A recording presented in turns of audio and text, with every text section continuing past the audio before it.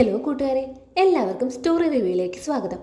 അങ്ങനെ മഴത്തോരും മുമ്പേ സീരിയൽ ആരാധകർ ഏറ്റവും അധികം കാണാൻ കാത്തിരുന്നൊരു നിമിഷമാണ് രോഹിത് അലീനയെ സ്വന്തം ചേച്ചിയായി അംഗീകരിക്കുന്ന ആ മുഹൂർത്തം.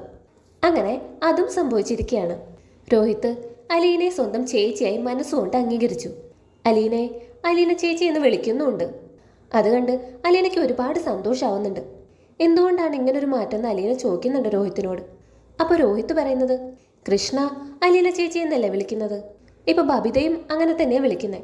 ഇനി ഞാൻ മാത്രമല്ലേ ബാക്കിയുള്ളൂ, ഞാനും അങ്ങനെ തന്നെ വിളിച്ചേക്കാം. ഇത് കേട്ട് അലീനയുടെ കണ്ണൊക്കെ നിറയുന്നുണ്ട് കേട്ടോ. അലീന ഏറ്റവും അധികം കേൾക്കാൻ കൊതിച്ച വാക്കുകളാണ് കേട്ടോ അലീന ചേച്ചി എന്ന് രോഹിത് വിളിക്കുന്നത്.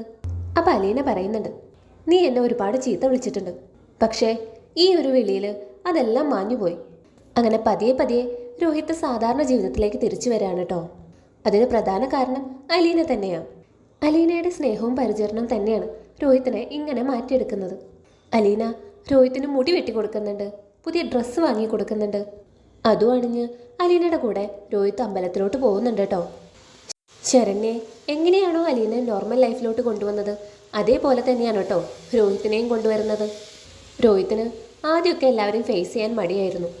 ഇപ്പോൾ വീണ്ടും അനിയത്തിമാരോടൊക്കെ സംസാരിക്കാൻ തുടങ്ങിയിട്ടോ. ഇതൊക്കെ കണ്ട് ബാലേന്ദ്രന് ഒരുപാട് സന്തോഷമാവുന്നുണ്ട്. അലീനയുടെ കൈ പിടിച്ച് നന്ദിയൊക്കെ പറയുന്നുണ്ട് ബാലേന്ദ്രൻ. അപ്പോൾ ഇതൊക്കെയാണ് കേട്ടോ ഇനി വരാൻ പോകുന്ന എപ്പിസോഡിൽ കാണാൻ പോകുന്നത്. ഈ വീഡിയോയിൽ കാണുന്ന ഡ്രസ്സുകളുടെ സിമിലർ പ്രോഡക്ട്സ് ഞാനിവിടെ ടാഗ് ചെയ്ത് കൊടുക്കുന്നുണ്ട് കേട്ടോ. താല്പര്യമുള്ളവർ നോക്കണേ. കൂടുതൽ സീരിയൽ അപ്ഡേറ്റ്സുമായി പുതിയൊരു വീഡിയോയിൽ കാണാം. താങ്ക്